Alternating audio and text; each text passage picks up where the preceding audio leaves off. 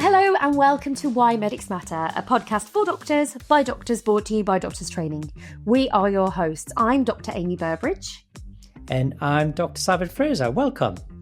We're going to talk about one of my favourite subjects, and that's really close to my heart, which begins with R. Okay, Amy, what are the two R words that trigger doctors? I'm going to have to say, well, there was many actually. You know, the first thing that came into my head when you said R is a rota. As an acute medic, okay, my life... Three things, rota. Okay, resilience. Yeah. I think it's a bit of a dirty word within medicine sometimes, and it can be used positively or negatively to describe somebody and their characteristics, which is never very helpful. And I think something that we all get asked to do, and is actually parts of the generic professional capabilities as a trainee, is reflect. And it's really hard to reflect when told to reflect. But obviously it can be incredibly helpful if it's done well. Yeah. So we could do a bit of reflect. We could do 2 hours today. We can reflect on resilience. Not rotas.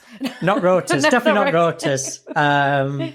Although we can have time for that afterwards. Yeah. So I feel really passionate that we have to de-weaponize resilience or resilience training, because it's a nice way of saying if you're struggling and you can't cope with the heavy demands of the NHS, you're not resilient. Yeah, exactly. And we heard that narrative for many times. And we've heard the narrative against different generations and labelling. I don't know about you, but did you have an iPhone when you were a junior doctor?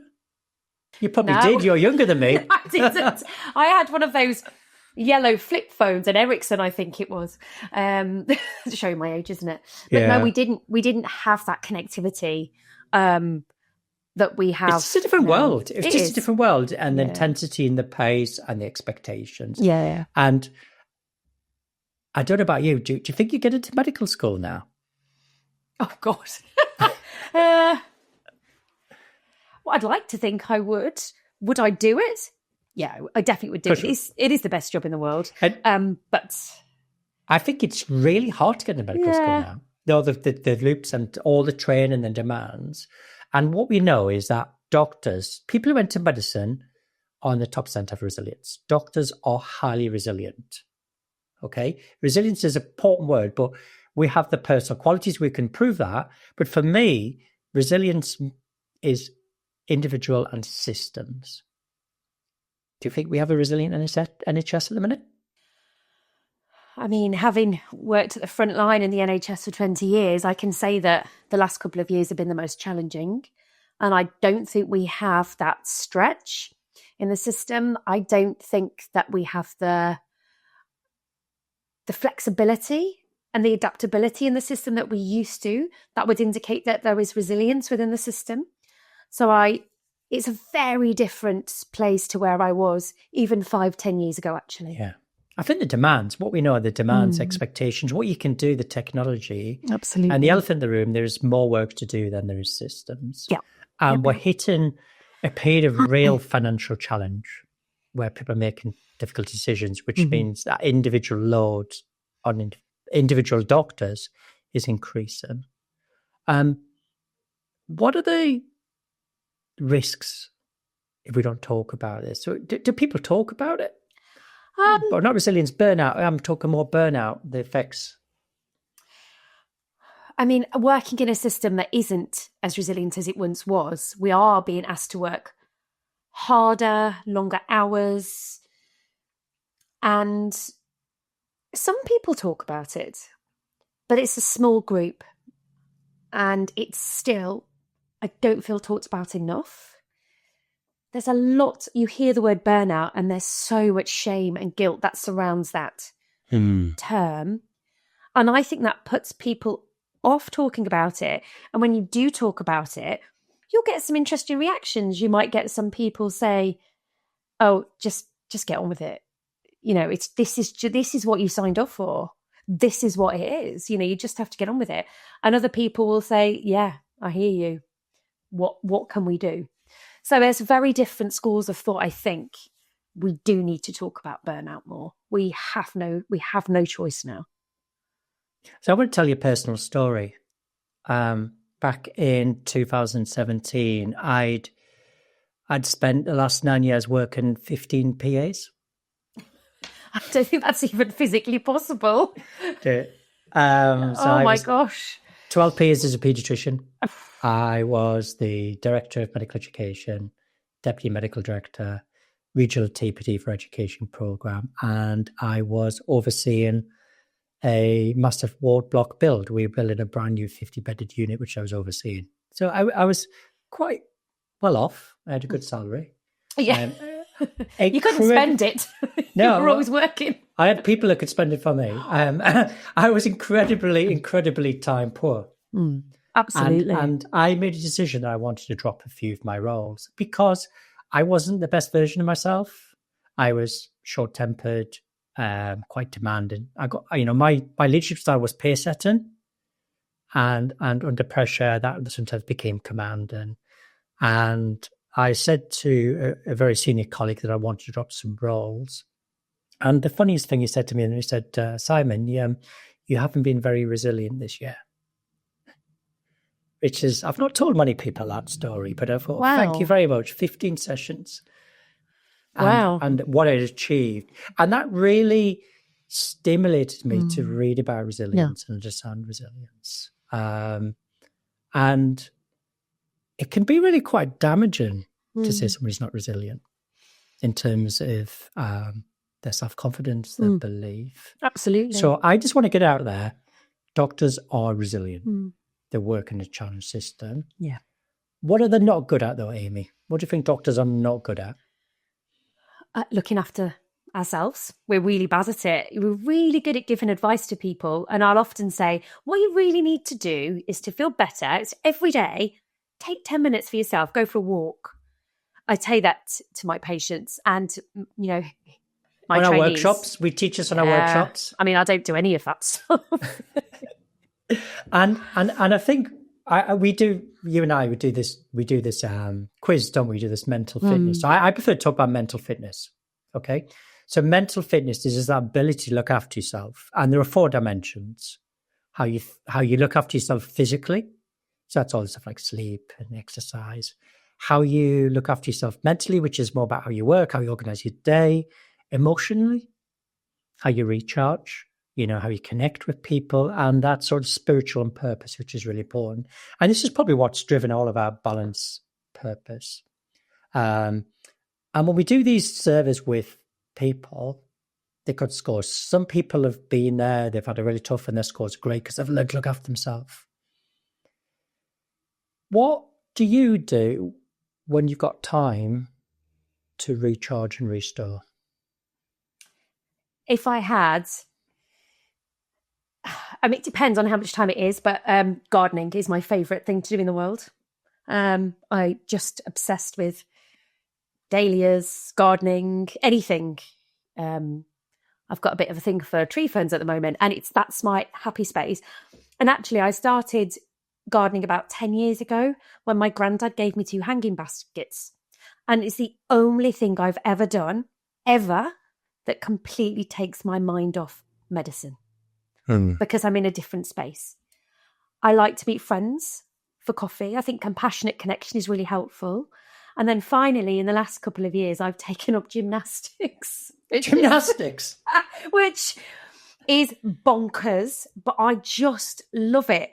And the other day I was hanging upside down on these rings, and I was miles up in the, not miles up, meters up in the sky. And I was like, I can't believe I can do that. Didn't think about anything else. However, I now have to make sure I do those things to give me the space away from medicine, because if I don't do them, it can be really quite have a negative impact on me. You hit the wall. I run. Yeah. And when I run, it's like meditation. I'm away from everything. Mm-hmm. If I'm injured, I'm grumpy at home. Yeah. My wife's always saying, it isn't time to go out for a run to recharge. Yeah, exactly.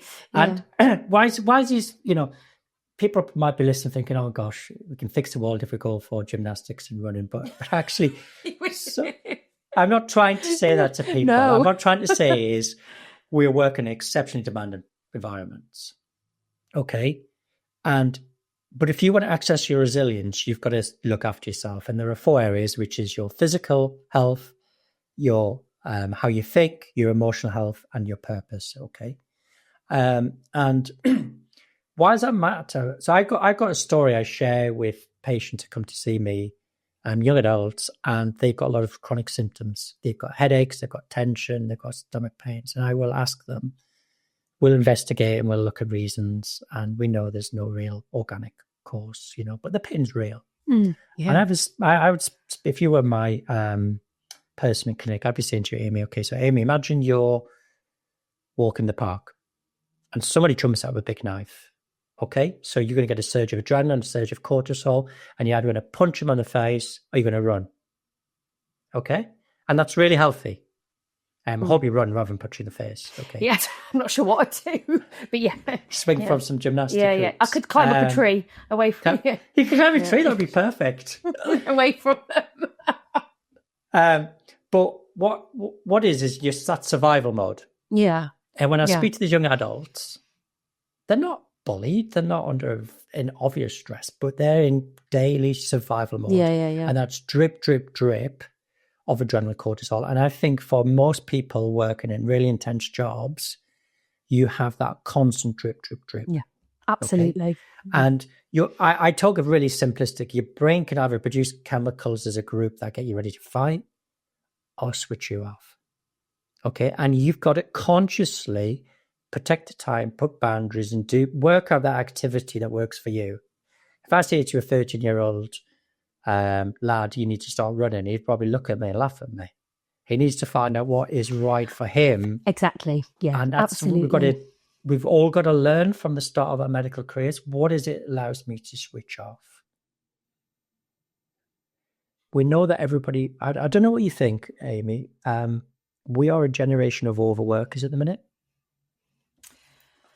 I think you're absolutely right. And I don't know why we do that. I think a lot of doctors feel like they have to prove something. So they overwork. And I think that's part of the problem. We're always second guessing ourselves, but we aren't. I work with doctors now who are a generation younger than me, maybe even 2 generations. They've got it right. They're so good at setting boundaries and working at work and resting at home. Whereas I think our generation is really bad at doing that. Emails at home, WhatsApp groups at home, and never switching off. And that's so bad and really unhealthy. And I think we could all learn from the newer generation of doctors and healthcare professionals who seem to be turning the tide on that overworking that we all seem to be doing. Absolutely. So boundaries. Boundaries, yeah.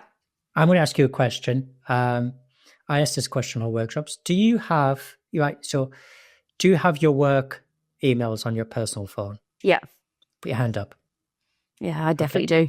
Keep it there. Keep your hand up. Okay. And the next question I ask is, have you ever read an email at 9-10 o'clock that's really irritated you and got you agitated? Okay. Keep your hand up if you think you're that important. Yeah, I'm not, am I? Yeah, it's so true. So one of the biggest things I think is work out what allows you to switch off. It's unique to you. It makes small changes, set boundaries, stop labeling everybody as snowflakes, recognize this is a real problem, and look after yourself. Sometimes we're waiting for somebody outside to come in, suggest something and make a change for us. And that doesn't happen. And until what we're trying to do is avoid everybody hitting the wall and having a chance to have a rewarding, sustainable career. And I think one of the most important things that people need to do if they feel they don't feel great, they feel burnt out, exhausted, they feel like they're no longer engaging at work, to talk to somebody. Because a lot of people don't. People hide it and keep going and going and going. So if you are feeling like things are really difficult, reach out to somebody. Because if I'm listening today, whether it be a resident, whether it be a senior doctor, whether it be a nurse, or whatever, you say reach out, who can you speak to? So it can be somebody at home, it can be friends, it can be colleagues, it can be, if you're a trainee, your educational supervisor, your clinical supervisor, if you feel like you can have that relationship. There is also a brilliant service called NHS Practitioner Health, and they are a free to access service. You can self-refer online, and they are there for healthcare professionals. And they're staffed and they're completely free by people who are in the NHS. It's a fantastic service. And that's confidential, isn't it? Because I think a lot of people really worry about the stigma or whether it adversely affect them. Okay. Amie, I've loved chatting to you about this. Thank you. Thank you. Really quite important topic. And if anybody is affected by this, they will put some resources in the links to Absolutely. Yeah. Thanks for listening. Bye.